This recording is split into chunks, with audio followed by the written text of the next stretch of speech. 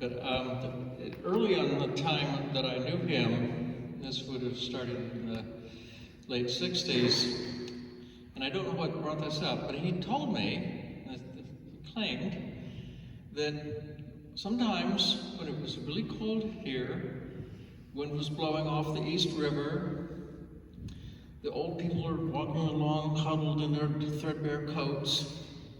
He would go out, he claimed, in his shirt sleeves, with his shirt sleeves rolled up and his shirt open at the neck, and buy an ice cream cone and walk down the sidewalk with a long, expensive cake. And these old people would start looking up, and when they made eye contact with him, he would smile and lick his ice cream cone. Now, knowing Patrick as I knew, I doubt that he ever did that. It was just pure fantasy. But in 71, I was a visitor at the Institute for Advanced Study. I had an apartment in the housing project, and it was a special year in analytic number theory, and Patrick, so because it was a special year in analytic number theory, there was actually an analytic number theory seminar that met once a week. And he often came down, took the train down, and he would walk from the train station over to the Institute. Well, actually to my apartment, and we would sit and talk mathematics for an hour before it was time for the seminar, and we would walk up to Fold Hall and listen to the talk.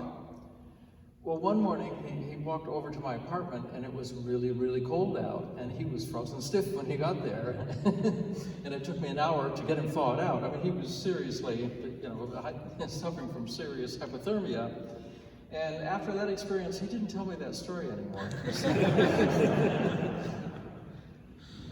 I got to know him very well and was very fond of him.